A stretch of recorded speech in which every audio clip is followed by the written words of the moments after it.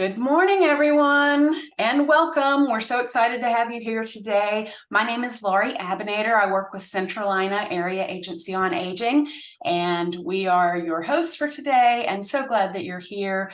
We want to welcome you to our Zoom today. We're talking about building an adult multidisciplinary team, or MDT, as we like to say it, because multidisciplinary is a challenge and a tongue twister. And we have a virtual training and roundtable today. So we're very glad to have you. I have just a couple of quick announcements before we get started. First, please sign in using the chat box just so that we know who all is here. You can share your name and what agency you're with, will be perfect. And also, if you will, as we're going through the presentation, if you'll include your questions in the chat box, that'll help us remember to make sure to address your questions as we go along. And then there will be times where we stop to have just the roundtable discussions. And at that point, please be sure to participate and feel free to speak up and share your experiences with MDT so that we can all learn from each other today, because that is what it is all about. Next, as you've already heard, I think this session is being recorded, and it allows us to put the entire Zoom on our website later for other folks who couldn't be here today to benefit from. Other resources will be posted on our website alongside the session, and our website is listed there for you, centralinaaging.org. And lastly, we do have certificates of attendance. We can email those out after the training, and a very recent development, we were able to offer adult care home CEUs also. If there is anyone, I know there's one or two folks who work in the adult care home realm and needed CEUs. So we have that as well. So we'll be able to send those out to you upon request. So if you need adult care home CEUs, make sure you let us know. If you just want the certificate of attendance, that will be sent out to everyone. And next, it is my pleasure to introduce you to our speaker today, who is Christy Preston. Christy is the director of the North Carolina Adult Protection Network with the UNC School of Government. She joined the School of Government in 2022 as the director, and in this role, she leads efforts to assist communities in creating and sustaining adult protection, MDTs, to enhance the work being done to protect vulnerable adults across the state. She retired from social services in North Carolina, having been the director at Stokes County DSS and later at Surry County DSS. She has a 29-year career in social services in a variety of different services or different positions. So a wealth of knowledge that we have in our friend Christy. She is passionate about helping the public service professionals around the state as they work to improve North Carolina's most vulnerable, work to improve services for North Carolina's most vulnerable citizens. So Christy, we are so glad to have you with us today. Thank you to the School of Government for what you all do for advancing these efforts in North Carolina, and especially to you, Christy, for sharing your expertise with us today. So I will turn it over to Christy, and we will go from there. Thank you so much, Laurie. Can you hear me okay? Okay. I appreciate that introduction, and I will tell you that after 29 years with social services, I've served on more multidisciplinary teams than I can probably name at this point. And a part of the reason that this job at the School of Government, it came up right as I was retiring. I had no intention of going back to work. I wanted to take a break and rest a little bit from social services, but this position became available, and it really spoke to me because I know and understand and have seen firsthand the value of multidisciplinary teams in the world of dealing with both adult protection and also child protection. Child protection has been onto the multidisciplinary team, game for quite some time. Community child protection teams and child fatality prevention teams have been in existence at least 29 years. And before then, I don't have an exact date, but it's so exciting, I think, to see this particular area of expertise come to adult protective services. It's exciting for me to be a part of it because Adult Protective Services is finally, I think, nationwide and in North Carolina getting some recognition and much deserved attention, I think, from the powers that be. So I'm excited to be here with you today to talk to you about adult protection multidisciplinary teams. I will just briefly mention that the project we're working on at the School of Government is grant funded from the Division of Aging and Adult Services. It's an 18-month grant opportunity that runs out at the end of this year. We're negotiating with the Division of Aging and Adult Services to possibly continue the work. But if there's anyone on the call that is interested in bringing an MDT to your community, please don't wait. Please reach out. We're going to share my contact information a little later in the presentation, but please reach out. I want to help as many counties as I can while we have the opportunity. But we're going to go ahead and get started. We'll jump right in with our learning objectives. I'm learning this. If you work for an educational institution such as UNC, they kind of like for you to have learning objectives and tell your audience a little bit about what they can expect. So today we're going to do just the very basics. We're going to define the concept of MDTs and talk about their significance. We're going to talk at length, I think, about the benefits that MDTs offer to victims, to MDT participants, to the actual members on the team, and also to your communities. And then we're going to go through a series of 5 steps to help you identify, to create, and sustain a team. Laurie and I have been very intentional about designing the content of this webinar. We want it to be applicable to counties that have a team, as well as counties that are exploring establishing a team. So don't worry if you already have a team. I think there'll be some information here that you can glean to help strengthen your team. And if you have no idea what an MDT is about, there's going to be enough information here by the end of the workshop that I think you'll be ready to pursue an MDT in your community. But let's start with just the basics. What is a multidisciplinary team? This is a definition that was written by some folks here at the School of Government. It's really a compilation of several different definitions that are out there, but at its heart, an MDT is a group of professionals from a variety of disciplines, generally in the same geographic region, but they don't have to be in the world of Zoom and Teams, but a group of professionals from multiple disciplines who come together committed to work towards a common goal to address a shared problem. Adult protection MDTs, which is what we're going to talk about today, they typically work to find ways to prevent and respond to adult abuse, neglect, and exploitation.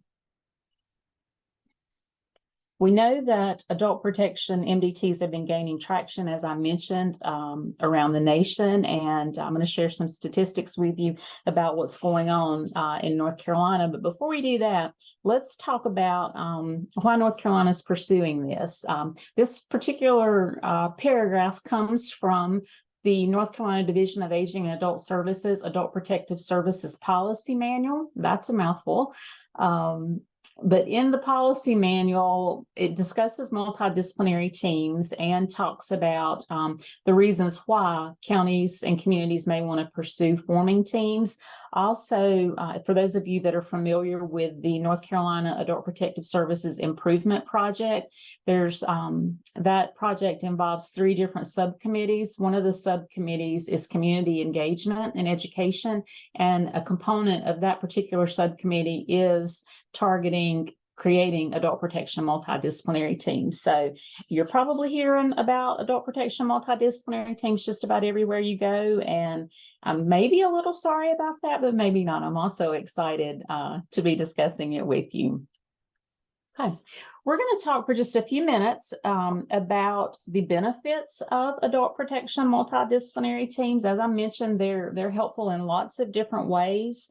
I hope that as we go through these benefits, the benefits will spark your energy and will motivate you to think about some of the reasons why this is a good thing for your community, how you can either make your team better or create a team.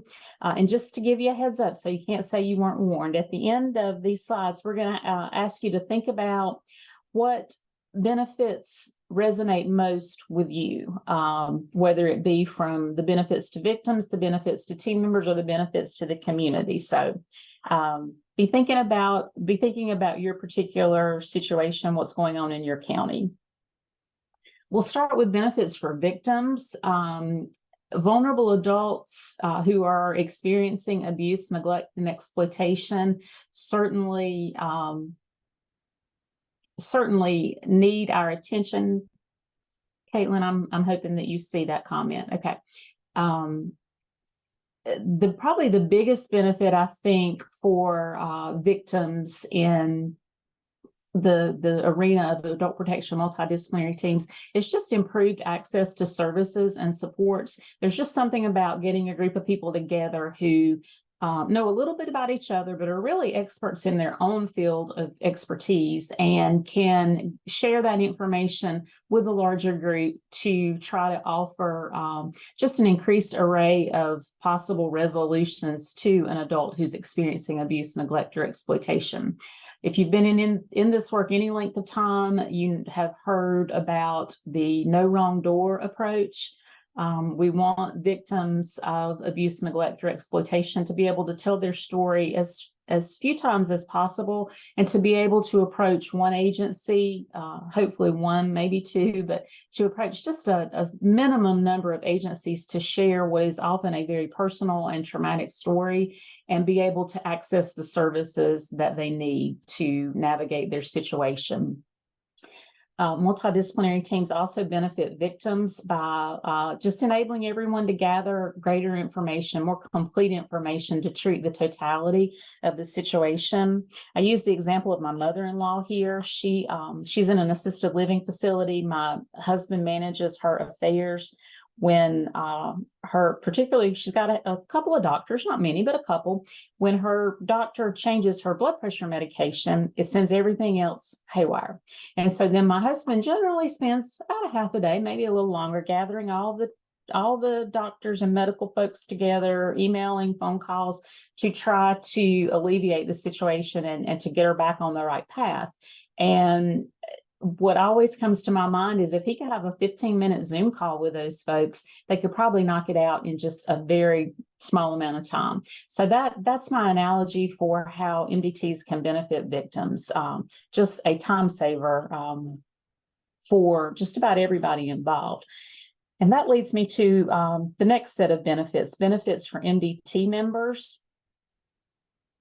Probably the biggest benefit for you as a potential MDT member, or maybe an MDT coordinator, is the reduced duplication of efforts in your response to abuse, neglect, and exploitation. Each of you is super busy. You have too much on your plates. There's more to do than you can possibly do. So when you have a multidisciplinary team that's made up of folks from social services, law enforcement, the medical community, mental health, the prosecutor's office, the clerk of court, when you have that core group of people who can get together and really problem solve, then it allows everyone else to focus on their own area of expertise. It also gives each of you in those disciplines the opportunity to share with others at the table what you are capable of and what you are not capable of. One of the biggest complaints that I hear from folks around the state is people don't understand me. In fact, the School of Government, we're doing some e-learning modules, and one of the e-learning modules is No One Understands Me.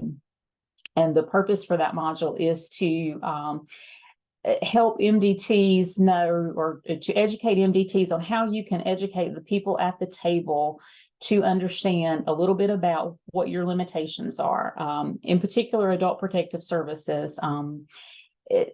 Often I think social services catches the brunt of, why aren't you doing anything to help that individual? Why aren't you removing them from that situation? And the reality of it is there are statutes, there are policies, There are ethical standards that have to be adhered to, and it's way more complicated than you might think on its face. MDTs just in general, and this probably I hear most frequently from MDT members, is it helps us build relationships. And each of you on this call, I'm sure that you know that in doing this work, relationships are critical. When you know that there's someone at a local law enforcement agency or someone at the district attorney's office that you have a personal relationship with that you can call, that is just a tremendous weight lifted off the shoulders of your MDT members. So that's a little bit about the benefits for members, which hopefully all of you either are or will be. We'll talk briefly about the benefits for your community for an MDT. Your MDT can benefit your community in lots of different ways. These are just a handful that I pulled out. But number one, you have the opportunity as a team to increase awareness about the signs and symptoms of adult abuse, neglect, and exploitation. You have the ability to educate your community about the work that each individual program is doing. I think several counties, Laurie, in your region have scam jams. That is an excellent example of how an MDT or how a group of people dedicated to this work can come together and really amplify the work that each of them are doing. I was in a county several months ago, and one of the things that their MDT discussed, they came up with, was they were experiencing a rash in gift card scams where older adults, vulnerable adults were being targeted to buy gift cards and send them to less than savory characters. And so one of the ideas that their MDT came up with was to do some targeted training for individuals who work in places where these adults may go and purchase gift cards, like grocery stores, drugstores, kind of mom and pop shops. And one of the things they brought up was that teenagers, high schoolers, often work at the cash registers at those places. So they were working on coming up with a way that they could target teenagers in their community, so that if they experienced an elderly person, an older person or a vulnerable adult purchasing a large amount of gift cards, then they would recognize that as a flag. And personally, as the parent of two young adults who would never pick up on that, I just thought that was a pretty ingenious way that their MDT could have a very real impact on their community. So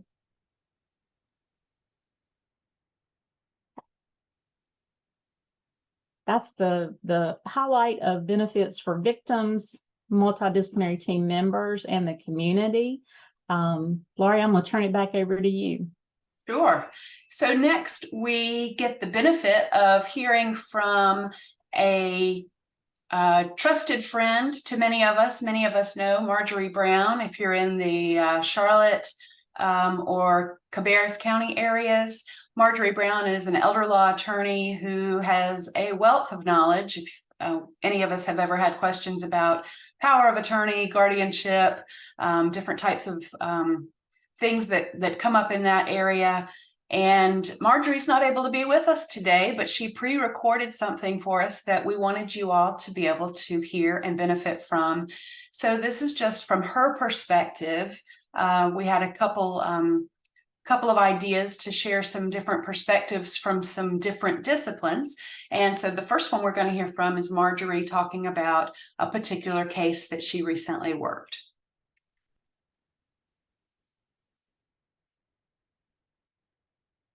Hello, everyone. Sorry I can't be with you in actual person here today, but Laurie had asked me to come and talk to you about how the MDT and the process and the connections that we make have helped with at least one specific case that I've had. So I am a local elder law attorney, and I serve on the Cabarrus County MDT. And I was appointed the guardian of the estate for an individual.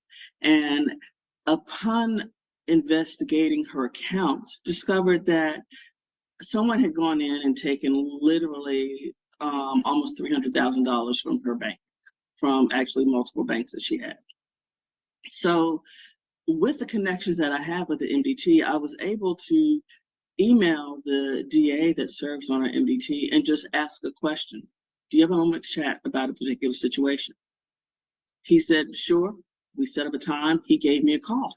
And I told him everything that had happened with this specific case. And he said, all right, we need to get you with the detectives. So then he set up the appointment where we met at the DA's office with myself and the detectives, and I went through everything with them.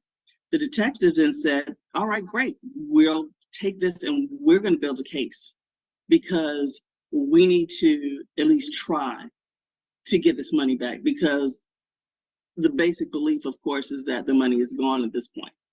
So they built the case. And after they built the case, they went and arrested the individual. And after she was arrested, they then scheduled a meeting. The perpetrator, the criminal attorney, they also had a civil attorney, along with the DA, myself, and the detectives. Because, as I said, it was not Marjorie Brown versus this individual, it was the state of North Carolina versus this individual. So we all met once again at the DA's office, sitting around the table and discussing what had happened and what was going to happen now. So in the end, it was decided that if this individual returned all of the funds, that the DA would be willing to drop the case. Now, granted, there were more things going on in the background other than, okay, I'll drop the case. But the DA was willing to drop the case if the money was returned. And believe it or not, we got her money back. So without the MDT, would we have been able to do this? Probably. Would the money have possibly been gone at that point? I have no idea. How long would it have taken? A lot longer. But the MDT made it possible for us to be able to reach out to the connections that we had, for them to be able to jump on everything and be able to return this woman to home. Bottom line, the MDT's work.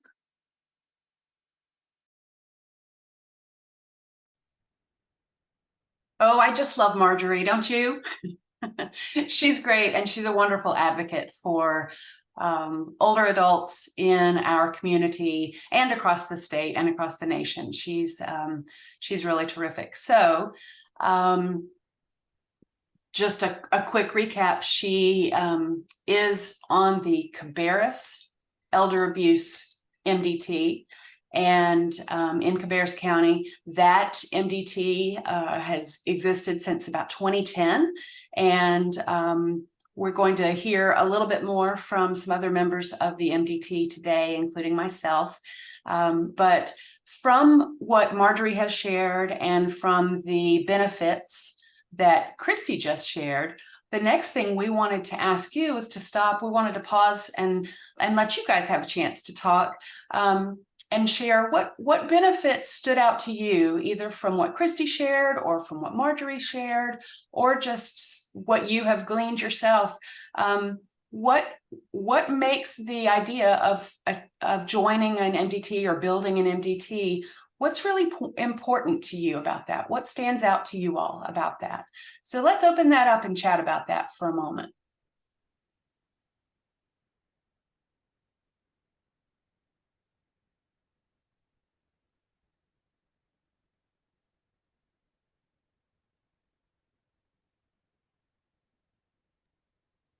I can state something. Are we on? Yes, go right ahead. I think the biggest things, one of them is duplication of services. To me, that's huge, that we can all get together and not that no wrong door. That's huge too. So many times we call and we get sent from place to place to place, and that's really, especially for older folks, that's really disconcerting for them. And I love the idea of just having that network of knowing what people to call on. Thank you, Kelly. I appreciate you sharing that. Laurie, Katina Simmons from Rowan County's weighed in too with reduced duplication in services, which I think is what Kelly just mentioned as well, which you just can't overstate the magic that can happen when a team comes together. When you hear Marjorie share her story about, I mean, how many of us know any victim who's gotten all of their money back? I mean, that's just about unheard of. So that's a very powerful testimony to something that happened as a result of her participation in the team.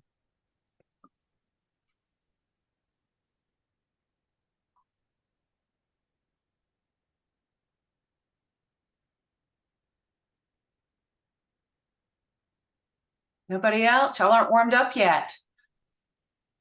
Haven't had enough coffee, maybe. My thought when hearing Marjorie talk, because having known her for as long as I've known her, I know how busy she is because she works so hard for other folks. And to hear her say that this case, by contacting the DA's office, that it was so much that it went quicker than it would have had she gone the traditional route of calling in an APS report and or contacting law enforcement first, that she was able to skip several of those steps because the DA knows that Marjorie knows what she's talking about and immediately just pulled that into we're going to get detectives, we're going to have a powwow right now. And so I love that too, the time saver factor that we see in MDTs. I can just throw out a little tidbit while you guys are getting geared up for starting to roundtable. I'll mention when I was working as a regional ombudsman in the long-term care facility settings, I had a family member call me who was very upset and said that there had been a situation at the nursing home the night before, and it was very upsetting, and that the police were called, and there was so many different things that had happened. And this family member was obviously and understandably really upset. So because I knew a law enforcement officer from our MDT, I was able to call that person directly, that officer directly. And I said, is there a way you could help me understand what happened at so-and-so nursing home last night, so that I can relay that to the family? So within maybe half an hour, I had the officer's report emailed to me.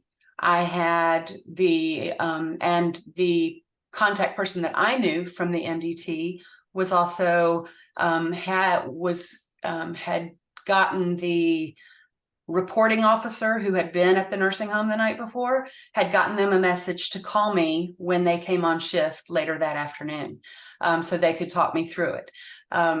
So to be able to call that family member back in that amount of time and say, this is what we've got planned, this is the report, it doesn't look like it directly involved your loved one, and I'm going to talk with the reporting officer, and to be able to respond that quickly to a consumer and alleviate their concerns really helped. And I wouldn't have been able to do that without the contacts that I had at the time on the MDT. Thank you for sharing that, Lori. When I was listening to her video, I wrote the word relationships and circled it in my notes. Does anyone else want to take a moment to share?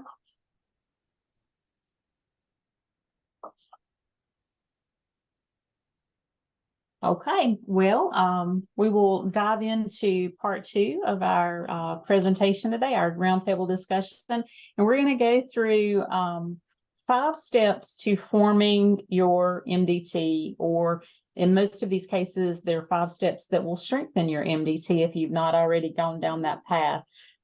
These steps are very basic. They are adapted from a toolkit that's published by the U.S. Department of Justice Elder Justice Initiative, and that website is going to be shared with you at the end if you'd like to dive in a little more deeply into those. But we'll start with step 1, which for any MDT is recruiting participants, deciding who you want to be at the table. Many of you, as I mentioned earlier, maybe you either serve on an MDT, have served on one in the past, So you are familiar that the base of the team is who's there, what participants do you have. Our next slide gives you a list of a very incomplete list, but a list of kind of the heavy hitters that are typically at the table for multidisciplinary teams. On our website at the Adult Protection Network on the School of Government's website, we have a list of more than 50 disciplines that you might consider for your multidisciplinary team. But this list here just gives you who we see most often at the table. One thing I'll point out is your membership can be fixed. It can be 8 or 10 people from, maybe you have 8 or 10 people from this core group of individuals who attend every meeting or the majority of meetings and are active participants. You may also have people who serve just when a need arises. And in what I'm thinking about there is maybe animal control personnel, if you're having an issue that would require their expertise at your table. You can, in addition to having your core group, you can also invite members kind of in that outer circle that maybe with just their expertise would only occasionally be needed. And one benefit to that approach is you really can develop a supporting cast of MDT players in your community. Then you have people, as you have turnover, you have people who can step in and be members of the MDT who will have that institutional historical knowledge of what your team is about and what you're doing. EMS is another one. I don't think they're on this slide, but many of you, I'm sure, have the community paramedic program within your counties. Community paramedics, I call them social workers with medical training and equipment. I had the opportunity to serve on the community paramedic programs advisory board when I was the DSS director, and they in every county that I've encountered that has the community paramedic program, they are almost always active members on your adult protection multidisciplinary team just because of their training, their expertise, and their jobs. So this list is certainly not all inclusive. And as I mentioned on our website, we have a list of 50 plus disciplines, but each team will be unique to your community, what your particular community's needs are. Step 2 for forming a team is choosing a structure. There are 3 different, in general, 3 different types of MDTs. Choosing a structure really revolves around where your MDT will focus its efforts. Caitlin, if you'll go to the next slide. The MDT focus, there are around 36 counties in North Carolina that have an MDT. Around half of those are case review teams. Case review teams meet, it's just like it sounds. They meet to discuss real people, real cases. Due to confidentiality, they anonymize the case information that's shared. But they talk about real people in real situations and try to address the problems of that individual. And also, I will point out, sometimes I think people get the impression that discussion only helps that one individual, and that's not the case at all. Often, case review teams, when you discuss one particular case, people at the table are going to get information that they can take back to the other cases that they have open on their desk. So case review teams really are about really zoning in on a particular problem for one individual, but also being able to use the information learned to serve others as well.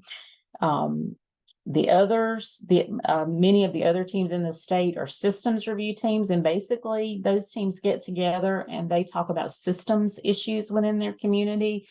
Where are the gaps in services to the individuals being served? What are the barriers to services? And they try to bridge those gaps and remove those barriers. So system review is not traditionally, they may occasionally talk about a kind of a blended case scenario where they're sharing information about, like I mentioned earlier, the gift card scam situation.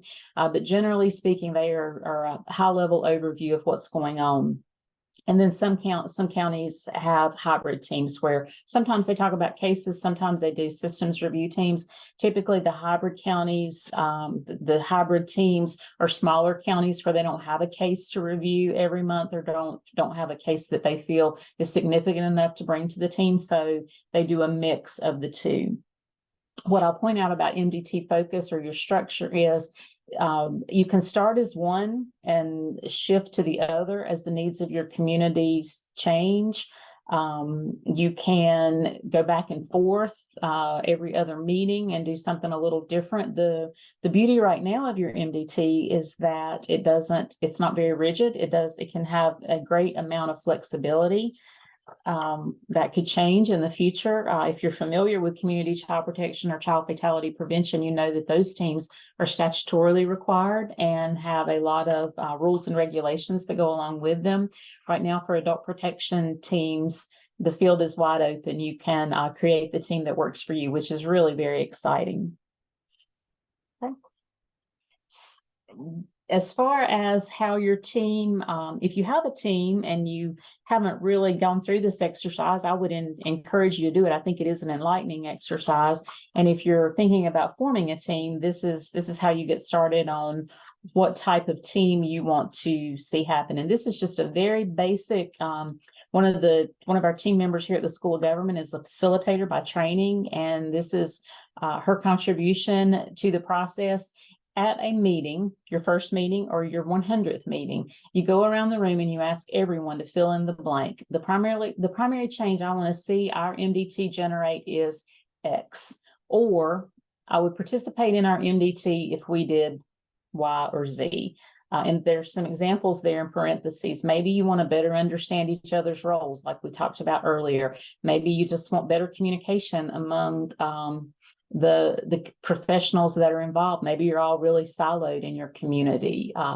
It can be very specific. Maybe the primary change you want to see in your community is increased prosecution of abuse and exploitation cases. So as an exercise, as a group, you go around the room. It's very enlightening when you do this, and you make note and then decide where are you going to go with this? How are you going to achieve what you want to achieve based on what the members of the group have said? And then I've skipped ahead to step 2. You just facilitated a discussion about your group's priorities. And that is a pretty basic exercise that does help you identify what type of structure your MDT will have. Step 3. Define your vision, mission, and values. I cannot tell you how important vision, mission, and value statements are. It's so easy, I think, for busy professionals with way too much on their plates and way too much to do to really take a step back and reflect and really craft vision, mission, and value statements. These 3 things help teams stay clear on their purpose. They help provide accountability to your team. What will you do? What will you focus on? How will you engage with each other? Something as basic as that. It also gives you the opportunity to really advertise to your community what you're all about, what your vision is, what you hope to see in the future, the steps that you as a team are going to take to achieve that vision, and then again, how you will work together. We'll talk very briefly about vision statements. You'll have access to these slides, and I do hope that you'll print them and maybe take them to either your next meeting or your first couple of meetings with your team. But vision statements, I love the definition here of vision. Vision is the ability to think about or plan for the future with imagination or wisdom. And I would say there with imagination and wisdom instead of or wisdom. But this is your opportunity to think about the future of your team and what you strive to do, what you strive to create. A couple of sample prompts there for vision statement is our vision is a community where, and that's just again an exercise where you can go around the community and that helps guide your discussion. Mission statements. I'm sure you're all familiar with mission statements, and while I'm thinking about it, if any of you are on a team and you have mission, vision, or value statements, Lori and I would love to have those. If they're concise, feel free to put them in the chat, or you can email them to us. Those are always very enlightening for me to see and to be able to share with other counties. But mission statements basically define the contribution that your team plans to make your vision a reality, the nuts and bolts. What are you actually going to do? A sample, a guide to create a mission statement would be: our county MDT exists to blank. And again, maybe it's increased prosecution. I mentioned that a second ago. Maybe you convene the professionals at the table to, maybe your mission statement is educating people in the community about adult protection. Maybe that is the core of what you want to do. Maybe you want to focus on what you will do for vulnerable adults in your community. Maybe you want to provide comprehensive supports to individuals to help individuals remain in their own homes safely. There are a million different things you can do with vision and mission statements. Value statements, again, as basic as it comes. How are we going to behave while we do this work? How are we going to engage with one another? How are we going to engage with the community? I recently had an MDT member tell me pretty bluntly that one of the benefits that she saw to her MDT is she had a particularly challenging relationship with one of the professionals who worked in her community in adult protection. And she had a challenging time just getting along with that individual. And I'm going to use her words. Her words were, it's a whole lot more difficult for that lady to be a jerk to me when she knows we're going to have to meet together once a month. And so that was just her story. And that was her perception. That is how she felt. So I certainly honor that and recognize that. But value statements really are just about how will we engage with each other as we do this work. Our next slide is just a couple of vision statement, mission statement, and value statement. I was telling Laurie and Caitlin before we started, these are Chat GPT generated. I went artificial intelligence. If you haven't had an opportunity to play around with it, I urge you to do so. But I went onto the Chat GPT website and I typed in some key phrases. Elder justice, adult protection, vision, mission, value statements. And these are 3 samples that came up. My colleague at the School of Government that I mentioned to you, who's an expert in facilitating meetings, she would probably say they're a little wordy, but I'm a lover of words, so I'm okay with all these words. But a vision is, we envision a community where vulnerable adults live their lives to the fullest. And you could probably just stop it right there, actually. The mission for this imaginary Elder Justice Coalition or Adult Protection Team is to collaboratively assess, intervene, and advocate for the safety and well-being of vulnerable adults. And then your value statement: you're guided by compassion, respect, integrity, and teamwork. Again, maybe that first sentence is enough. So if you have not taken the time, if you have a team, or if you're thinking about taking the time to create a team, please give some thought to vision, mission, and value statements. I do think that there is a tremendous amount of value, if for nothing else, than to bring everybody to the same page. Also, if you take the time to create them, advertise them, put them on your letterhead, put them in your email announcements, put them in your email signature. It looks like someone, Cabarrus County, excellent. Thank you, Laurie. Their mission statement in Cabarrus is to educate Cabarrus County residents to accurately identify abuse, neglect, and exploitation while providing advocacy to support the rights. I love it. That is perfect. You can see the vision statement there: to empower the community to recognize and eliminate abuse of elderly and disabled adults. And then the values. Thank you for sharing that. If anyone else has one they'd like to share, either put it in the chat or email it to us. Step 4 to developing your team is developing organizational rules. That is exactly what it sounds like. Some examples of rules would be: when, where, and how often will we meet? Excuse me, Caitlin, you can go to the next slide, please. When, where, and how often will we meet? What will our agenda look like? Who's going to distribute the agenda? Is someone going to take notes? How are we going to recruit and onboard new members? Kind of one that speaks to everyone is, are we going to have food or not? Are we going to have a breakfast meeting? Are we going to do a lunch meeting? Informally, I will tell you that I've not done a scientific survey of this, but counties that figure out a way to incorporate food generally have a large crowd at the table. So consider that as a part of your planning process. And there are other organizational rules that you might think of, or things that would be important to your community that may or may not be important to others. But that's definitely a conversation to have at one of your earlier meetings, is how will we organize ourselves? Finally, step 5 of creating a team is planning for success. Research shows that there are 5 key indicators for successful MDTs, and we'll talk briefly about those.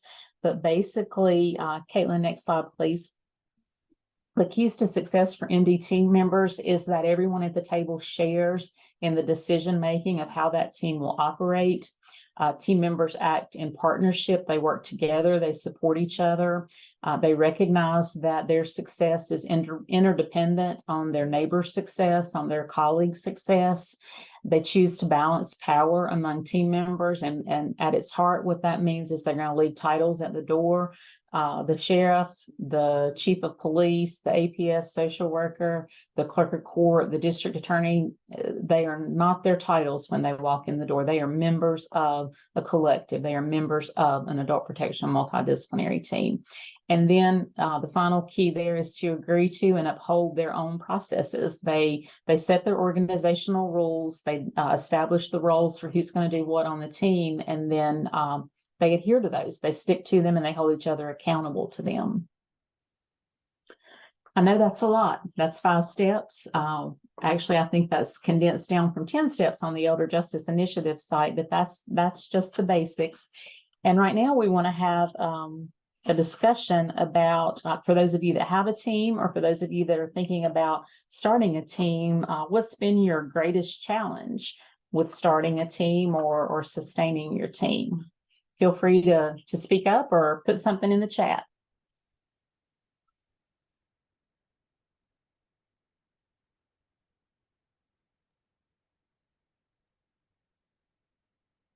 Hi, this is Tammy Bayer with Cabarrus. I think some of the challenges, since we have been around so long with our team, is the turnover in some positions.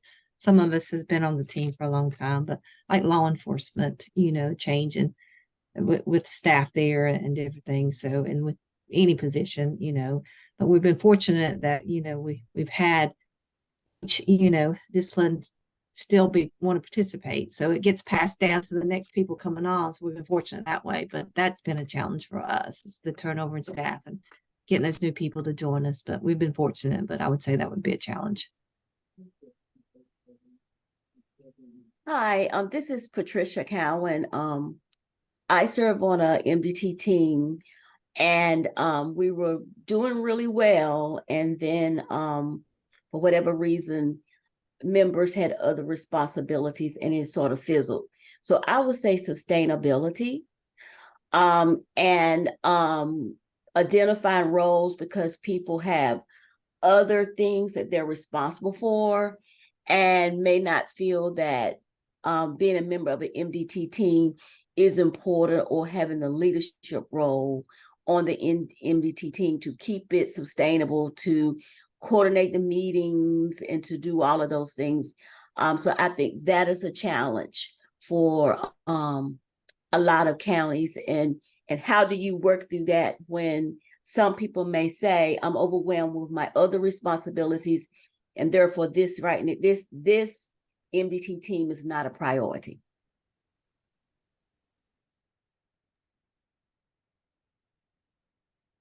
Tammy and Patricia, thank you both for sharing that. And I will tell you that I've heard that from others. Turnover is affecting just about every profession that might serve on an MDT. And every time I think it may be getting a smidge better, I hear some stories that maybe it's not. So turnover is a real issue. And quite frankly, just one of those things that may be here to stay. Unfortunately, people don't seem to stay in jobs 29 years like they used to. So certainly something that we'll want to pay attention to. And then Patricia, to your point about sustainability and engagement, I understand that, and I do hear that as well. I will tell you that on our website at the Protect Adults, our Adult Protection Network, our website has some resources and some written material produced by faculty at the School of Government that speak to some of those issues. And one of our later slides, I'm going to show you how to access that information. So I do hope that you'll take advantage of that, the information that's there, because we do hear that from all around the state. The sustainability is critical and must be addressed. We've got some comments in our chat box. So let me share from Kelly, who said, I am really just learning about MDT, trying to understand how and who starts them. I don't work for the county, but would love to know more about existing teams and do have interest in joining a team. I work in the care management space with a background in physical therapy. So Christy, how would you direct Kelly in a situation like this to find out who or where MDTs are in her area? I'd be happy to, Laurie. On our website at the School of Government, we have a Find Your Peers map where you can access a map, click on your county, and a list of professionals that have registered on the site pops up. And the map will actually show you if you have a multidisciplinary team in your community. By and large, I think the majority of teams, more teams than not, are typically convened by social services. There are some counties that family justice centers convene there's teams, and then there's a few counties where the Area Agency on Aging representatives convene their teams. So there are a couple of different opportunities for MDTs to start. If you can't find what you're looking for on our website, you can absolutely reach out to me, and I'm steadily developing a network of contacts in all 100 counties, and I can help point you to the right person. That's a great question, though. Thank you.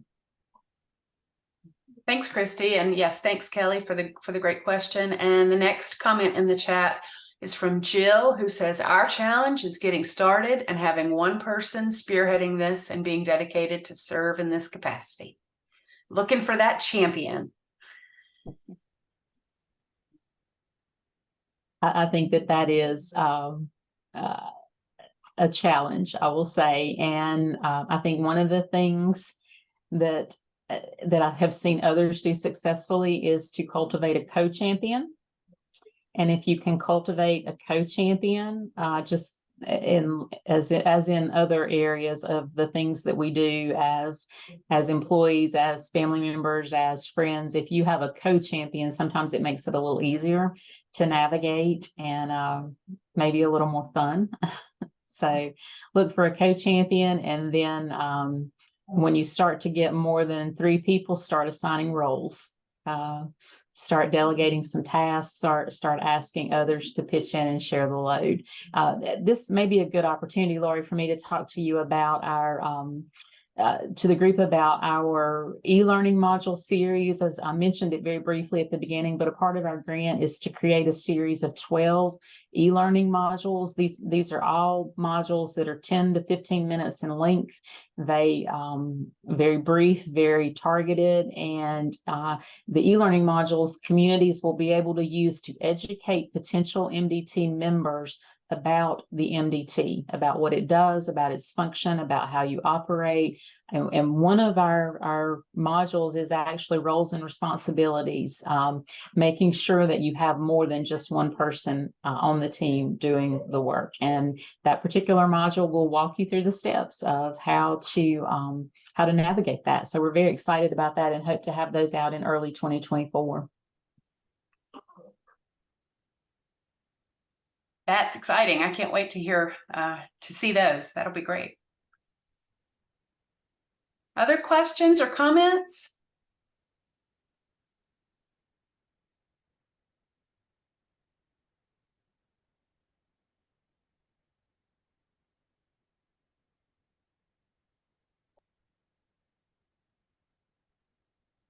I will look at the website and take the information that you have on sustainability and forward on to the members of the MDT team in hopes that that might spark other people to reconvene.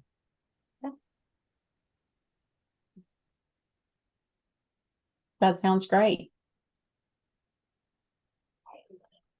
I would think, Patricia, and you guys may have done this already, but just a very open and honest, and maybe do it in an anonymous survey type of situation, so that folks feel very free to open up and answer, but to say, in your opinion, why did the MDT fizzle out, and what would it take? What changes would you need to see to get involved again, or something along those lines, to address whatever it was that caused things to fall apart, or maybe there wasn't a direct cause that can be pointed to, but something along those lines, to really explore why did this happen, and what do we need to do in the future to prevent that from happening again. That's a good point, but from listening to them, roles and responsibilities changed. And, when that happens, and when people say that their workloads are much more massive than what it used to be. And so you got to have people who are willing to take that time. And when it's only on one or two people, it's hard to sustain something. You have to have everybody to agree. But that's a good point, Lori. But the bulk of the people on one of the teams that I belong to said that change in roles greatly contributed to not being able to function like they want to. And we do have one person who is looking at whether they're willing to assume the role of sort of being the moderator of the group. And hopefully if she makes that decision, she may be able to get some other people to be involved. But sustainability is an issue when people feel like their jobs are overwhelming and they can't do but one more thing on their plate. And that's what you hear people say. So I'm just keeping it real with you, because it's not, Absolutely. I don't want to be Pollyanna about it. There's some people who just like, I can't do that right now. And that's what you hear sometimes. And I have, we have to respect that. But when it's working well. Mhm. But so, that's just a comment from me, because I've been on an MDT team for a while, and that's what I noticed has happened. And then COVID didn't help it either. Yeah. I think people kind of dropped off during COVID and never resumed, and then they took on more roles and responsibilities other places. And so they were never able to kind of revive themselves back to where it used to be. Absolutely. I think we talked for a long time about when this is over, when COVID is done, and I don't think any of us would say that COVID's done yet. So many of us are working in, additional programs and services that came about as a result of COVID. A lot of that money that was, pushed into human services, we're still working with those extra programs. And that's keeping people much busier, I think, than they were pre-COVID. And so much changed during that time. Two things occurred to me, Patricia, while you were sharing.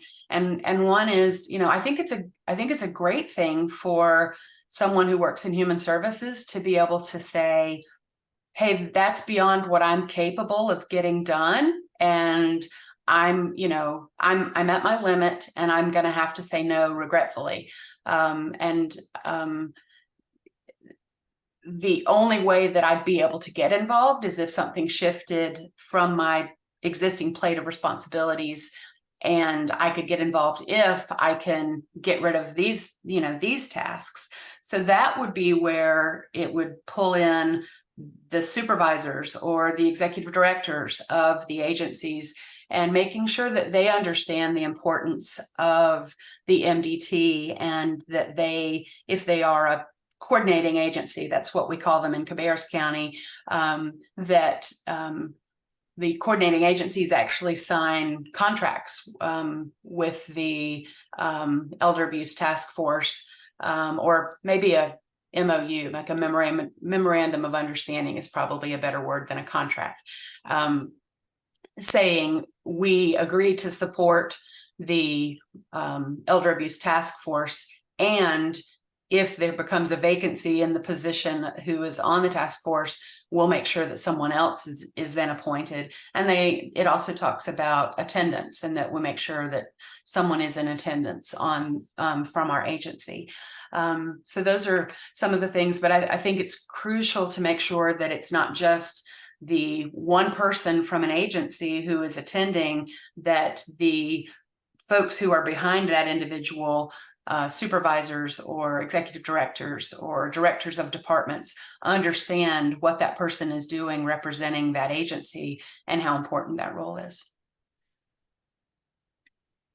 Lori, I think that's a great point. And one thing that I mentioned to counties when I consult with them is you don't have to have the district attorney, you don't have to have the clerk of court, you don't have to have kind of the chief, the department head, so to speak, on your team. Sometimes what you want is a trusted delegate, someone who has the ear of the top official, someone who can take information back and who can kind of bring to bear the weight of that office. But in some scenarios, you may be better off with just someone who's passionate about the work. You know, maybe there's a victim advocate at the DA's office, or maybe there's the sheriff's administrative assistant's grandparents were scammed, and he or she is very passionate about the work. Sometimes that's a benefit to your team. Laura Dolores has put a question in about inviting and asking family members to participate in the team. I haven't run across any counties where that's been pursued. I mean, I do know that model exists, in particular in community child protection and child fatality prevention. I know child fatality prevention team statute requires actually the parent of a child who died before reaching the age of 18.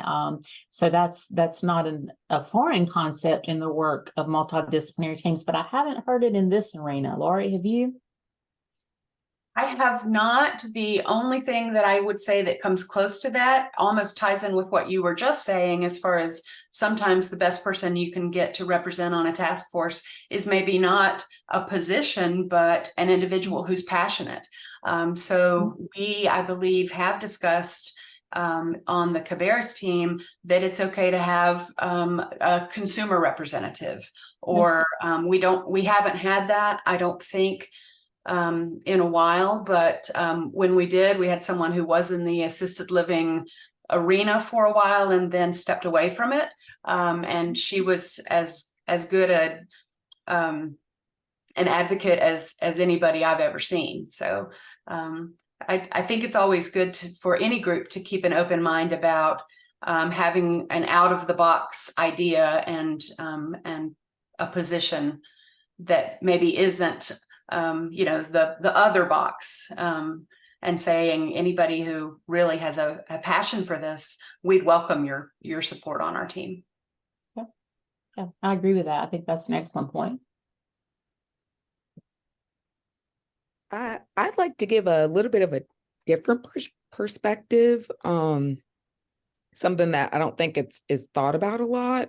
So I am a legal aid attorney in Charlotte, and when I was put on the MDTs for my area, which was a couple different counties, basically it was kind of like, hey, the last attorney in your position was on these MDTs, and here you go, we're putting you on this listserv. And I didn't know much about MDTs at the time. I guess it's self-explanatory in the name, and that was all I really knew about it.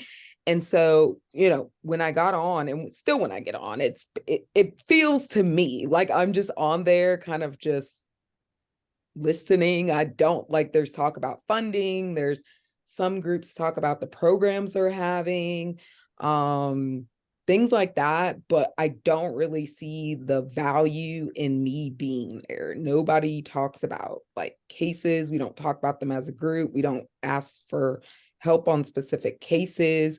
So, and nobody's ever really reached out to me like, hey, do you have anything going on that you want to talk about at these meetings? So I guess with sustainability, it goes along with that. Whereas I don't feel like I add any value to this team. So it kind of gives me the feeling like, why am I on here or here? Except for the fact that the last attorney was on here and I'm expected to just sit here like she did, I guess. So if nobody explains what those responsibilities are, or even makes it into an environment where it feels like a team, then I don't think there's going to be sustainability if someone feels like me, who is new coming on and doesn't get that information about A, feeling like you're a part of the team, or B, just like, here's what you are expected to do, or here's what we want from you, or here's what we can provide for you. I think this is the first time I've gotten this information, and I've been in this position for almost like 2 years now. So that's just my perspective on it. Wow, I mean, I absolutely appreciate you sharing that perspective so much. The modules that I mentioned, one of the topics will be recruiting and onboarding team members.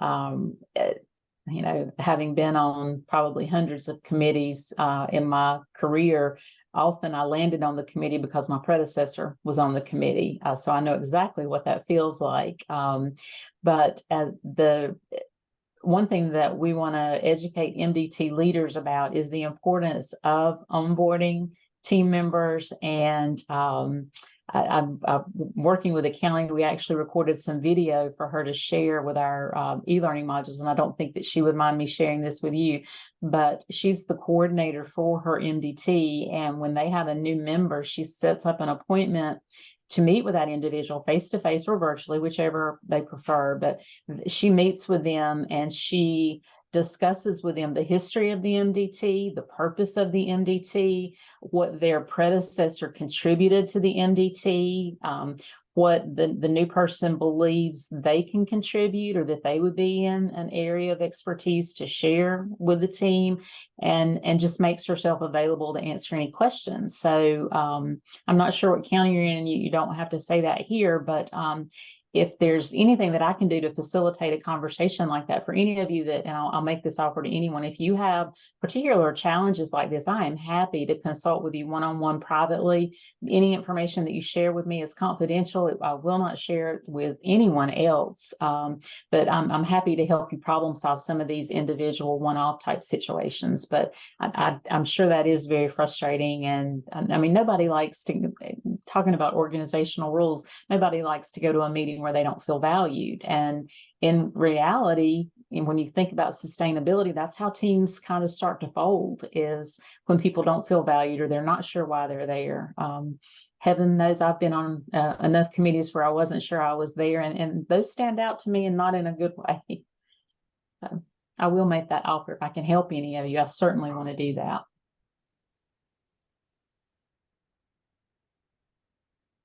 It is a great point. It makes me stop and think on the Cabarrus County Committee that we probably could go back and pull some old documents together and say, these are some things that we've done in the past. This is our, this is our vision and mission statement.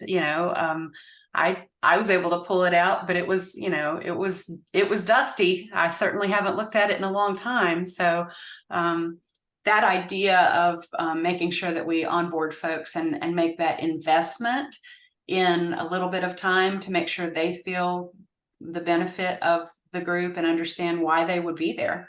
That can't be understated. That's a terrific point, Portia. Thank you for sharing. Mm-hmm.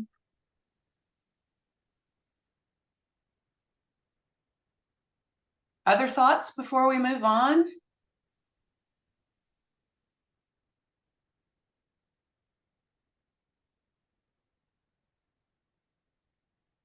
Well, let's keep moving.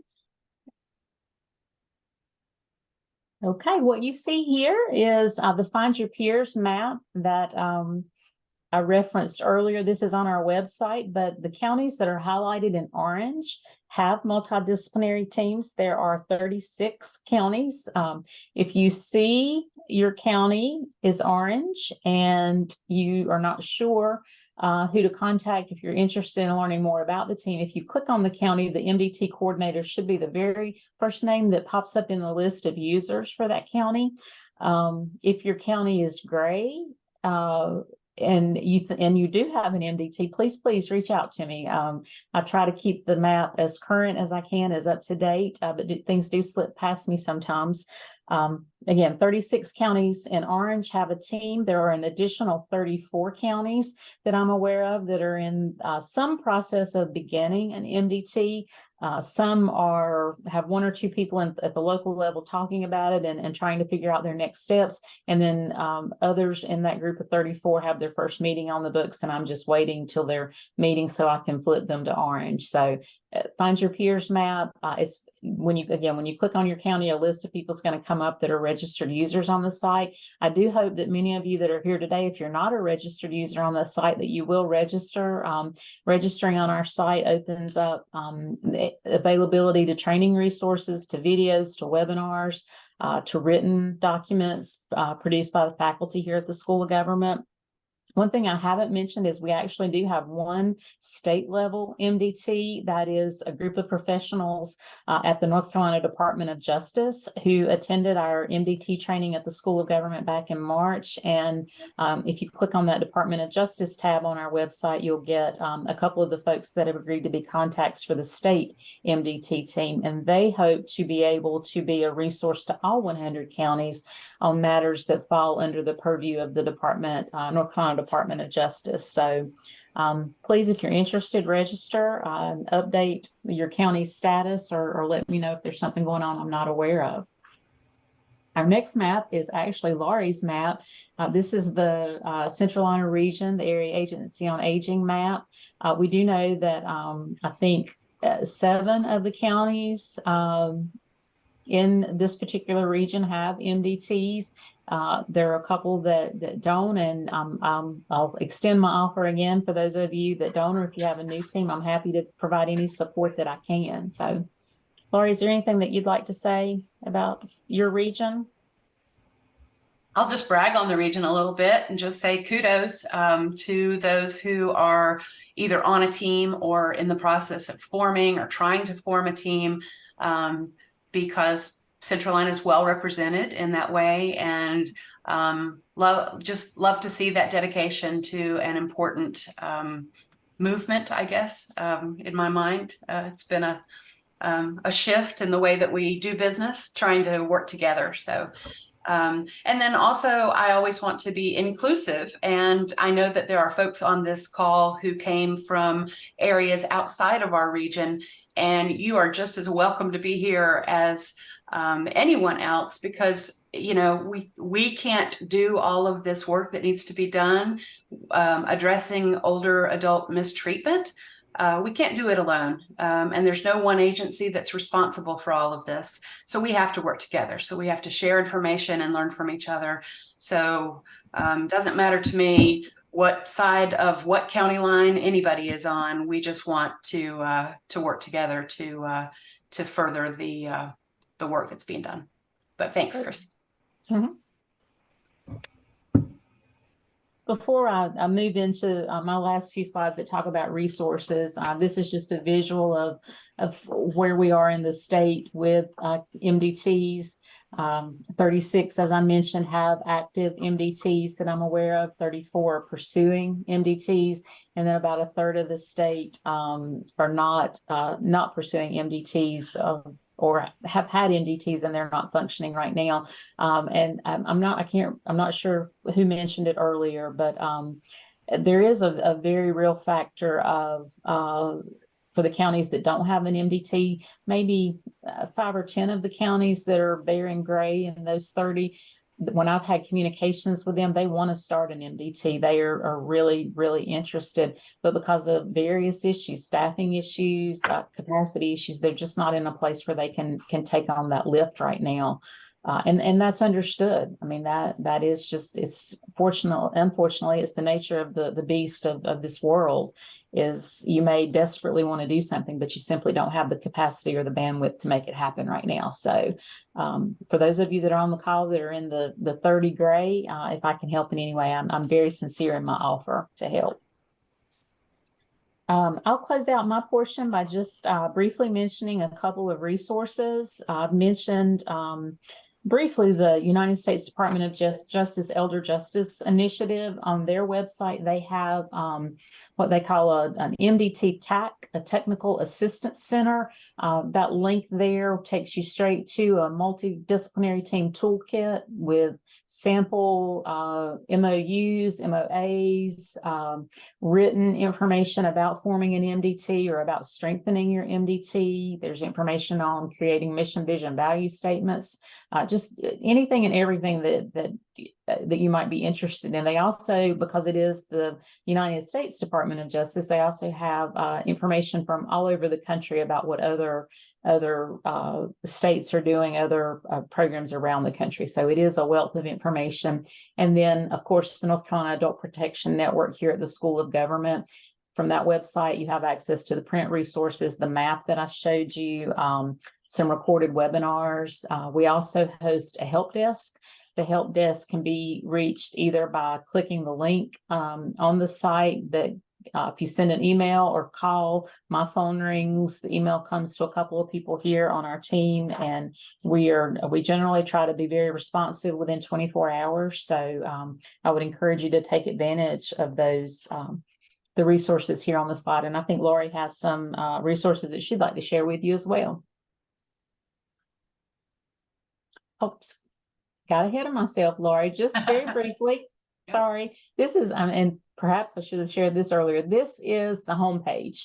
If you go to the Adult Protection Network website, this is the homepage, and you see across the top there the tabs, the resource library, the Find Your Peers map, the help desk, and then the training library is some videos and recorded webinars. And then if you want to sign up, you click there, that box in orange. So now, Lori, if you want to share some resources that you find helpful. Absolutely. There are a couple of my favorites listed here. NCEA, the National Center on Elder Abuse, is one that generates a lot of great information. And on their site, you'll find listserv. You can sign up for their newsletter, which I find really worthwhile. Not all newsletters I end up reading from front to back, but theirs I do. Different publications, podcasts, the University of Southern California and their training resources. They actually have a database of presentations on different elder abuse related topics. And you can actually click on, this is the topic that I want. It may be fraud or Medicaid fraud, something very specific. It could be something sexual abuse that we don't hear or see as much training on. And so you want to brush up on your skills in that area or learn more, you can click on that by topic, and then by audience, you literally are finding a database of different PowerPoint or different types of presentations that have been created that you can then take and share as well. So you can either say, I want to just further my own, this is just a self-education and I want to further my own education in this topic, or I'm teaching this class on this topic and I need to be able to share this with others. So you can put your request in either by or both by topic and by audience. And there's the website to do that. Great number of resources there. The Elder Justice Resource Center. We've talked about the Elder Justice Initiative, very closely linked to the Elder Justice Coalition, of course.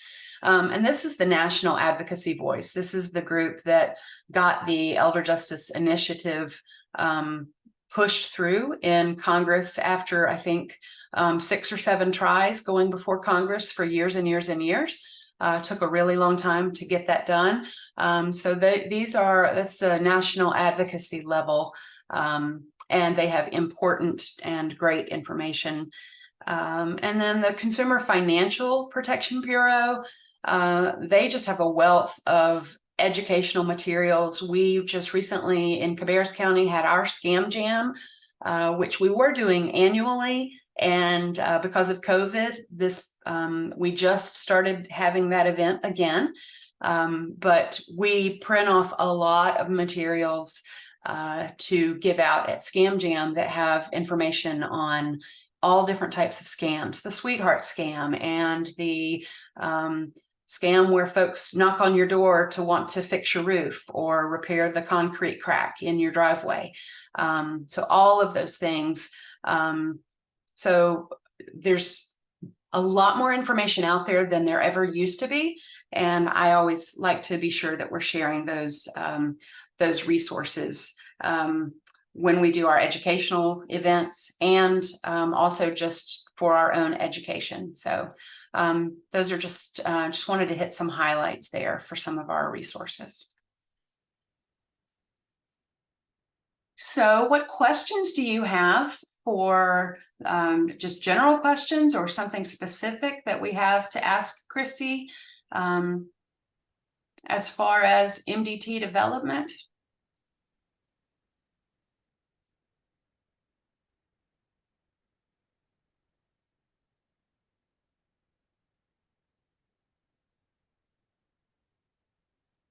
No questions yet, huh?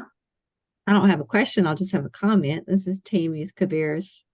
I know I was an APS social work back when our team started, and our supervisor always joined the team. But what we always did from the beginning, and I'm trying to do again, is we always had like an APS social worker come to a meeting. So everybody on the team could see the face of the social worker out there in the field.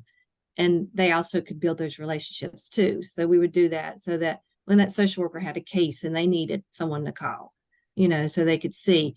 And I've always strived, no matter, it's busy, we're all busy. But even if, sometimes I have time, I might type up a case to review or present, or if I just talk about trends, but I always try to give some kind of case to discuss, to see, put a face to what we're doing with APS.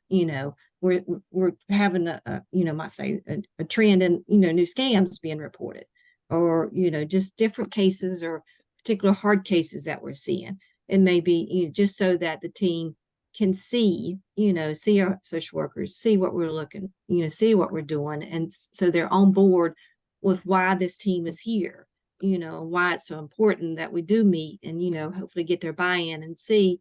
And we do a lot, I like to educate our team just so they see. And then, so when we do call and ask for support, they understand. So that's just some things I've always tried to do with our meetings, no matter how busy I might be or how busy, like, oh no, the meeting's tomorrow. I've not thought, but I always try to think of something to discuss, to put a face to it, to put a story to it so that everybody can see why we're there. And I always loved our legal aid members, on our team. We've had a couple different ones over the years, but I always like that one and use that as those individuals as a resource on cases over the years and getting them and calling them in specific situations. So hopefully you can hang in there on your team, because I miss our legal aid person. We don't have one currently on our team, but that's just some comments about what I've always tried to do to make our team be seen worthwhile to the members when they come and see what we do. Thanks, Tammy. I can tell you firsthand that we've gotten to work closely together over the years, and Tammy and her team of social workers and the other folks at Cabarrus DSS are just top notch, and the way they want to collaborate with the other agencies to just to make all of our efforts go further is just fabulous. So thank you, Tammy.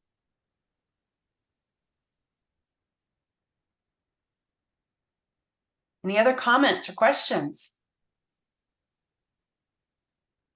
One comment I will make is when you do have a good functioning collaborative team utilize all of their expertise, because when we've done training in the community, it is great to see the folks from the DA's office, the Sheriff's Department, and DSS working together to provide training to the community and collaborating with hospitals.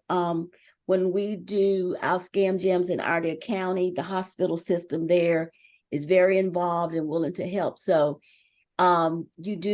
it's value in knowing all the folks in the county, even if you're not working together on a team, at least reaching out to them to let them know that that team is available, because you may think that someone from the hospital might not be a good fit to be a member of your team, but a lot of times it is based on what their true interest is.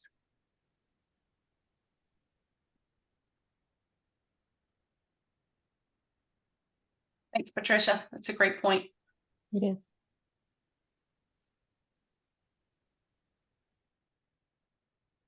Any other comments?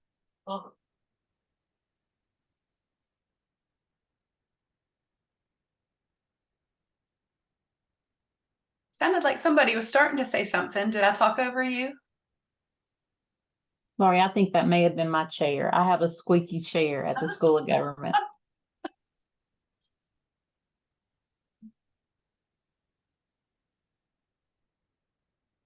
Okay. Well, Caitlin, let's move on to our next slide. And we're going to keep the conversations going. And this is a question for everyone.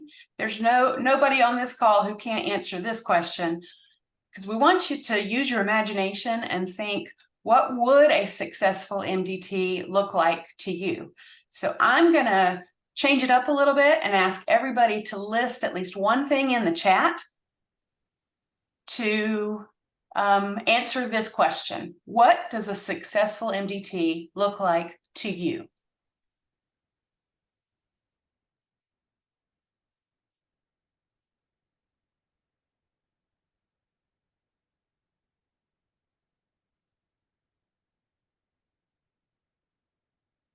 Accessible, collaborative, action, collaborative, providing assistance and success to the client,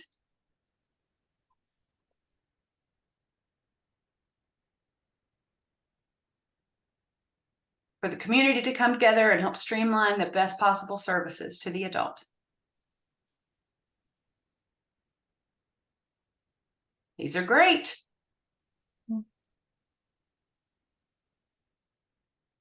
I'm looking for about 16 more.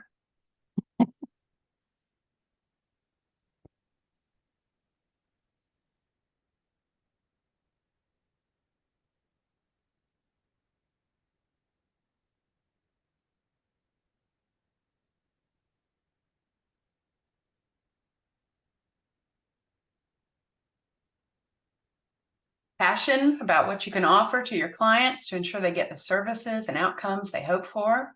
It's a great one, Dolores. Thank you.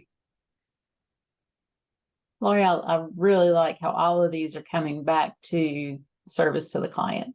Yes, Speaks volumes. absolutely. I mean, that is ultimately why we're in this work. So I love that.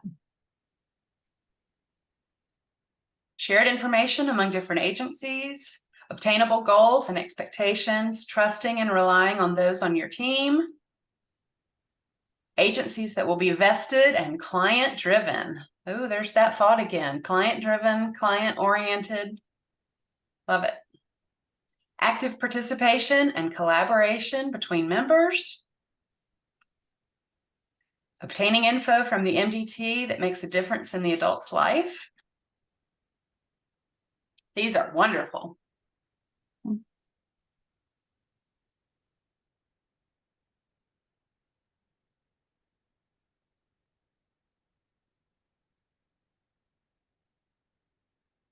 Accountability from the overall team.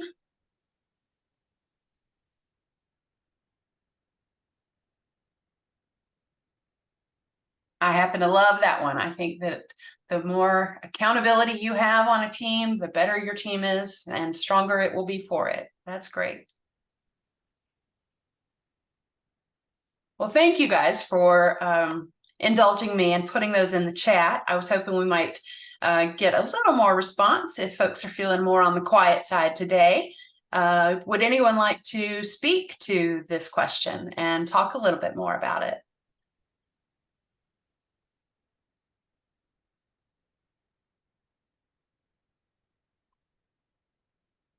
I think it's really important that we have an idea of what we're striving for.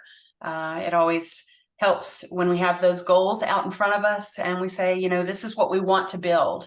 And it might take us a while to get there, but we want to build this and let's get started. Let's pull together some folks who have some common interests. And, you know, there may certainly be bumps in the road and some challenges along the way, but putting it out there and having that pie in the sky, this is what we're working for, this is what we want, that idea, I think brings us together, especially if you can get mutual understanding around that and everybody agrees that that's kind of what we're working for.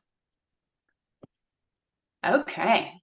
Any comments, questions?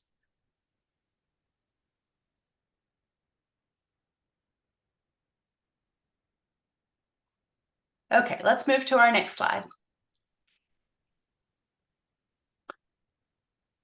Tammy didn't know I was going to put her name on a slide, but she did know that we were going to ask her, and she might have already shared some of her thoughts in talking earlier. But just wanted to see, Tammy, if you wanted to share anything specifically as far as best practices or anything from the benefits, you know, perspective of the benefit being on an MDT. There have been so many benefits over the years, and building those relationships. I can't speak enough about that, how you build those relationships, because the job we do is hard with, you know, APS, you know, in the DHS world. I mean, it's hard and it's busy some days, and you think, oh, I can't, you know, you don't even know. Sometimes it's just being able to call and talk to somebody about a situation and get some input, even, you know, on the different times other than the meeting, you know, because oftentimes when we meet, we'll always have we'll adjourn, but then there's those side meetings that happen afterwards. I think I pick people's brain and they pick my brain. So, you know, it works both ways. So there often those little meetings happen afterwards to maybe speak more in depth about a particular situation. But I was trying to think of some examples Lori had asked, and I was thinking about one individual, a lady that we would continue to get reports on her, you know, but about being abused by an individual. Wasn't a relative, it was a caregiver type situation, but she would never admit that she was being, you know, abused in any way or exploited. But finally one day she did, only because someone saw bruising and asked her. And so, and that opened the door, and, you know, we're able to get her to the hospital and get her examined and call ahead to the forensic nurse team there, you know, and make that transition happen for her, where they, you know, gently, you know, they're great forensic nurse. We've been fortunate to always have the hospital and that team of people on our team, and, you know, work with them and getting her taken down there and making it as easy as it could be for her. And, you know, then getting law enforcement involved, and, you know, the individual was eventually arrested, which, you know, that was a win on our side, because it had been a situation we've been fighting for a long time. And, you know, unfortunately, you know, she was placed, you know, in assisted living, but I think she had a better life after that, you know, when she finally admitted. It was hard for her because she wanted to stay home so long, but it just wasn't able to. But I think her final years were good.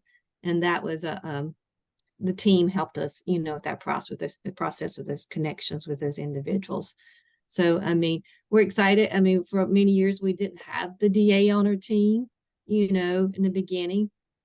But we've been fortunate that we had assistant DA that was passionate, and, you know, and then he became a judge, and that passion was passed along to the next people. So we get members that, you know, I think become passionate and believe in what we do as a team. And that helps, you know, when there is a change, that the next person come along, they're like, okay, you know, they'll share. Because law enforcement, we've been fortunate enough to have this one member on the sheriff's department for a long time. But the other two city police departments have come and gone.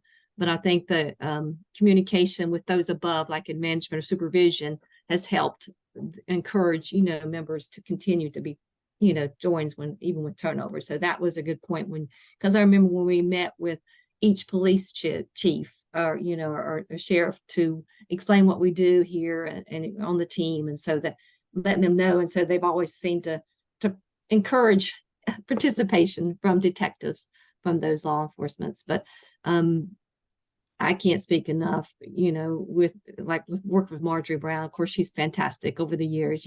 I call her, she calls me. I mean, the other day, someone from hospice called me. When I often get those calls, I want to pick your brain, and I guess I've been around and they know that I've been doing it long enough. I've seen a lot of things over the years. And again, I always try to share that at the meetings. And I think that's important to share at these meetings what we do and put a face to these cases. What is APS? What does it look like? What are we doing? Like I said, I try to bring like an APS social worker to a meeting so she could present the case, and they could meet her and see, because it's hard, these social workers, it's a hard job to do. And we like to share success stories. And also I try to, I might present a case and it's a hard case and it's a sad case, what can we do, and sometimes they're just listening, sometimes it's that they can listen and then they provide some feedback, but I also try to come back and tell them what the end result was so they can see outcome of cases too. So I've always felt that was important. And that also educates people on the team about what it is we do and, how and what a difference it can make. And, we always have done from the beginning education and outreach. And that was a big focus of our team and doing our scam jams and things like that. And so I'm excited that we got to do that again this year. We had a good turnout and good speakers. And so it's just, it's a good thing. I mean, I know that Lori can speak to that we've always had a good team and always been fortunate that we've had people, stay with us and, come back or ensure other people, fill those vacancies when it, with turnover. We've got a community paramedic, those are great and certainly I've got great relationships with those individuals, from the hospital, from the DA, and our new DA is really excited, and real passionate about what we do. So she's joining us. So we always try to encourage, participation of everybody and, join everybody in the process of what we do. But I can't speak enough about how much it's made a difference in what I do on a daily basis, being able to call someone at the hospital, at the sheriff's department, or get, legal aid and say, hey, can you help me with this individual? What do we need to do? But yeah, I think our MDT is great. And it is hard sometimes. Sustainability is hard. I'll be busy. We'll be busy. Lori can attest to that. We're like, oh, we got this meeting coming out. It snuck up on us, but we got to get it, we always manage to get something together, and even with COVID, we still try to meet. We did, virtual, and we still do that where we do a hybrid. We still meet in person, but those that can't join by virtual, they do, pop in. So we do hybrid meetings so that that continues that participation that way for those that have super busy lives, with what they do. But yeah, we're still going strong here in Cabarrus County. But anybody, any questions, they can certainly call me anytime and I can, help you with anything. I know when we first got started, we had like a interest meeting. And then from that people that were interested and said they were interested, we got them on the buy-in in the beginning and they, joined that first meeting and we've been going strong, I think, since. Can't believe it's been 2010, but yeah, it's been that long. Tammy, I just want to comment when we talk about sustainability, you're kind of a walking advertisement when you talk about all the benefits that you and your staff get from the MDT. If you can somehow, if you could bottle that and ship it out and share with folks, your team, if it's done and done right, you can really reap benefits far beyond even what you can imagine. So for some of you that are thinking about starting a team, or if you're struggling with that sustainability, it comes back to time and again, the relationships that you talk about building and the relationships that your teammates have with each other, and takes DSS out of it, just the team of other professionals. So thank you so much for sharing that. That was a tremendously impactful statement. Absolutely. Thank you, Tammy. Thank you. Any comments or questions? Okay, we are about, we're going to keep moving forward. What's our next slide, Miss Caitlin? Oh, yes. We wanted folks to be able to share their success stories. What's working well? What are some things you've heard folks from Cabarrus talk about some of their success stories? Are there others who have been doing this for a while and have some success stories to share?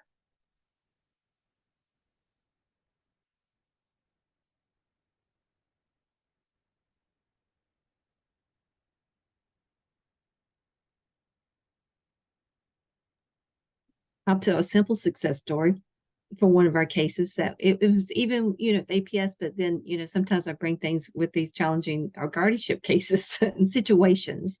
And I just thought, okay, transportation, we all know how hard that is sometimes to find transportation for individuals.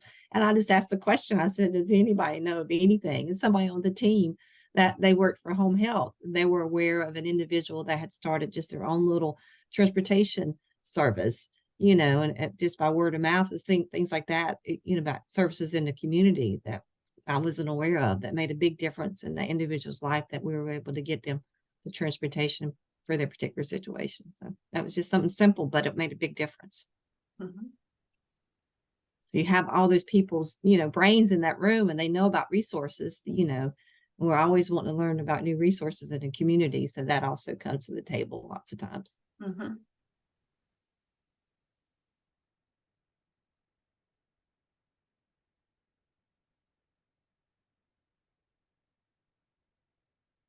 For me, I'll share a quick one, and that would be after, it wasn't our most recent Scam Jam, but one that we had done pre-COVID.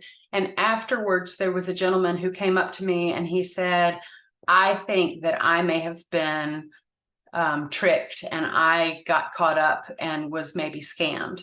And at the time, it was very new. I want to say that it was a contractor, one of those where they knock on the door and say, you're, some of your shingles look like they're missing and we need to work on your roof. I believe it was a roof issue. But he was able to nip in the bud and prevent much loss from happening. I think he said at that point that there was a check that he had written that he notified me later that he was able to put a stop payment on that check before it went through. So I think the Scam Jam happened right about the very same time that he had encountered this scammer individual. And so he called me and he said, thanks so much for the event that you had, because otherwise I would have been out. I think it was $1,500 or something like that. So he put a stop payment on that check. So to him, that was, perfect timing to have that little event.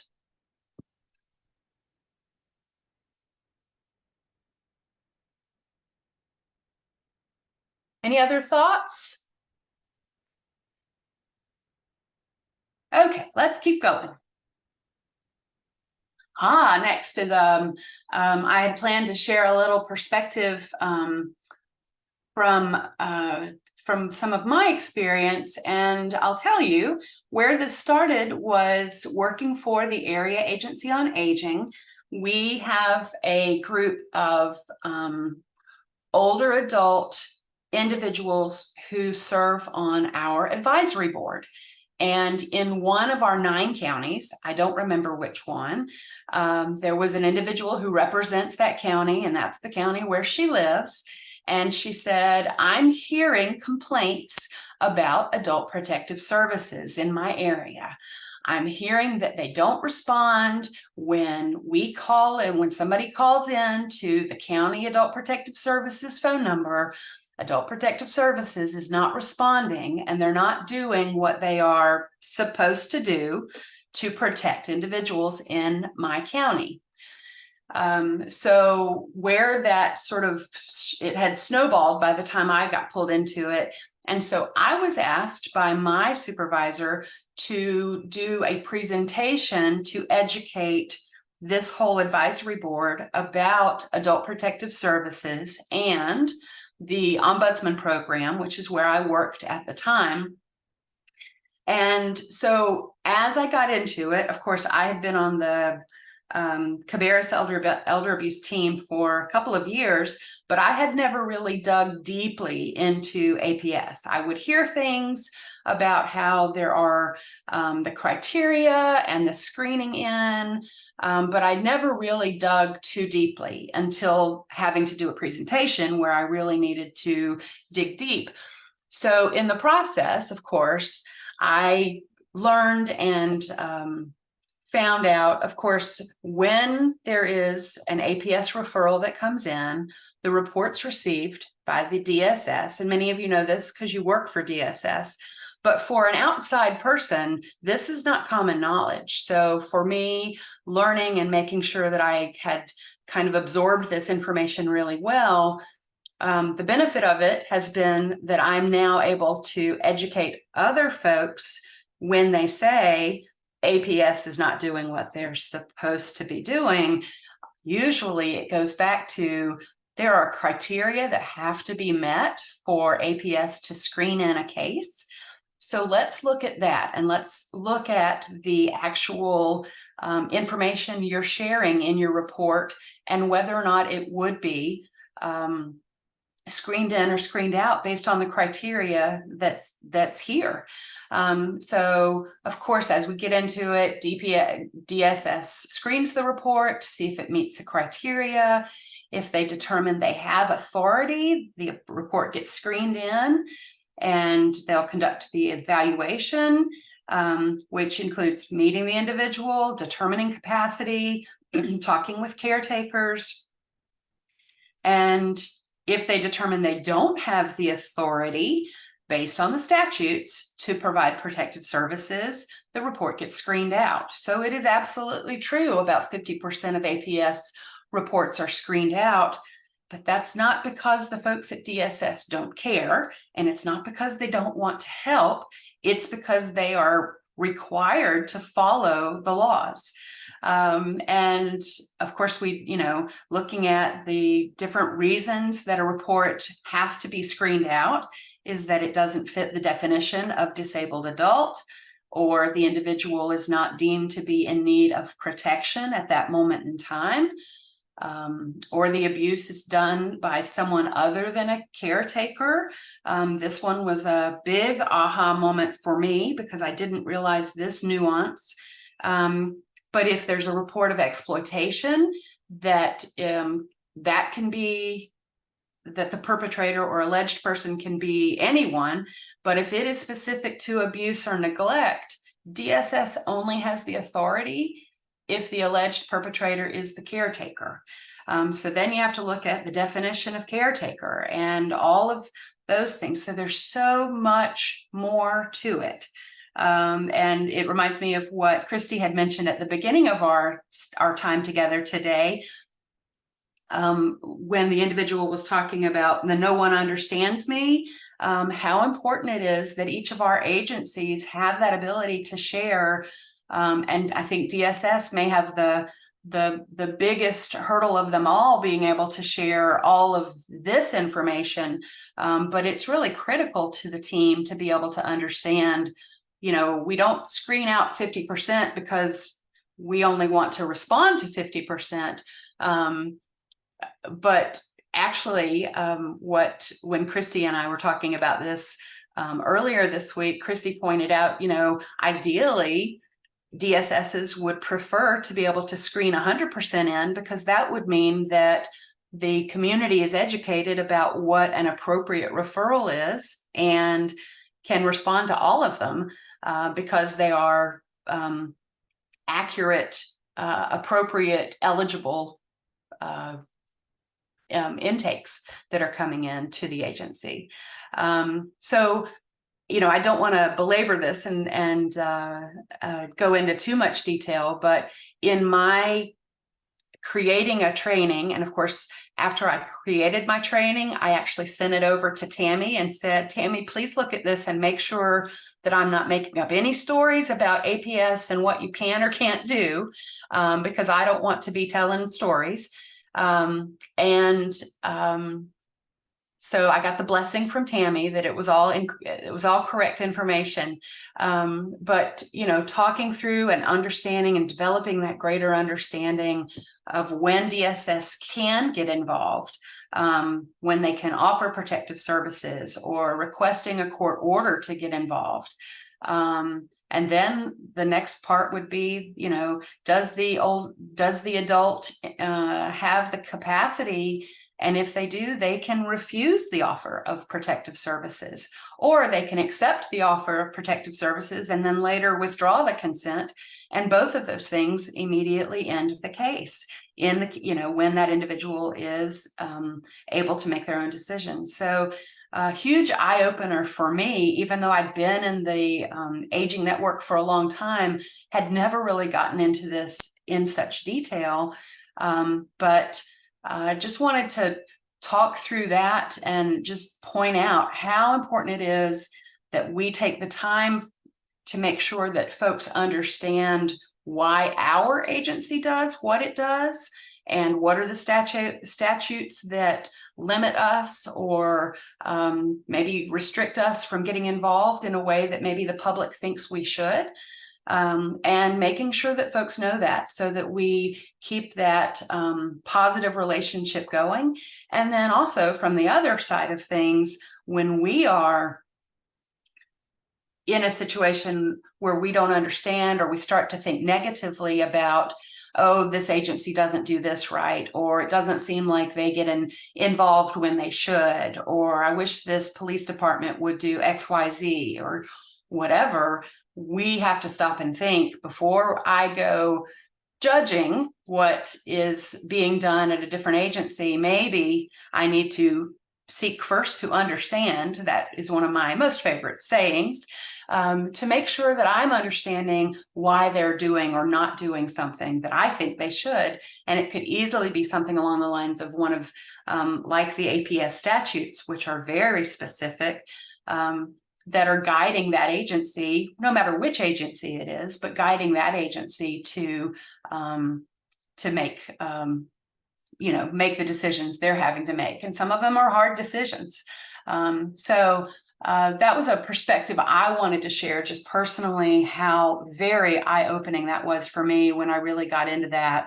I don't know if any of you have seen the recent Facebook memes that I was today years old when I learned XYZ. Well, when I was today years old and I learned that about APS, I was like, wow, that answers so many questions for me. So I share that because I want you to know, those light bulb moments really help us grow as individuals professionally and help our agencies work together so much more clearly. So wanted to share that. So that's all. I just wanted to put that perspective out there as well, as far as a real benefit is being able to learn why the agencies that are involved do what they do or don't do what they do. Okay, next slide. Okay, so discussion time again. And I don't know, from time-wise, what we can do is put this in the chat. What do MDT members, team members need to know about your agency? What are those mandates that we were just talking about?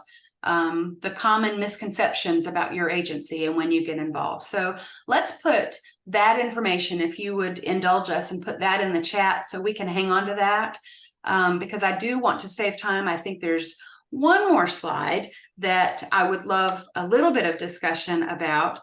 So if you'll move us to the next slide.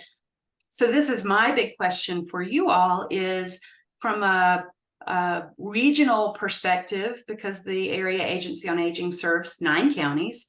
Would you like to see this type of regional roundtable happening in your area, in the Central Iowa region specifically?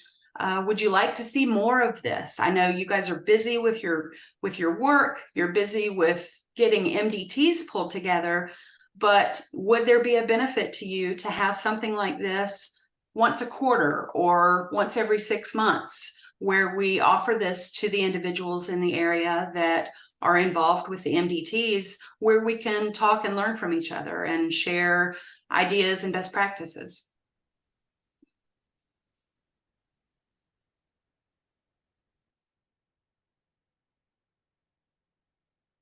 Anyone have comments?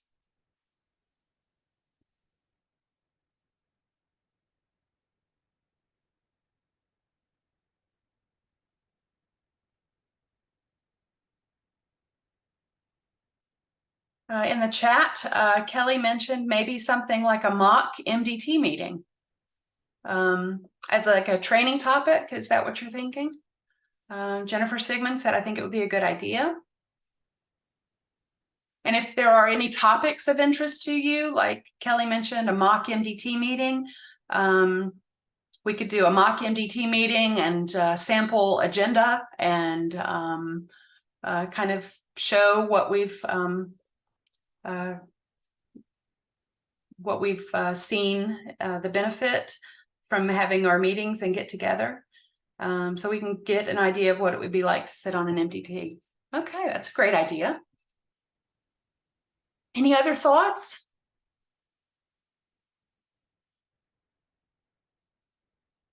Well, I know we are standing between you and lunchtime, and we want to be respectful of your time and not go over our planned time together.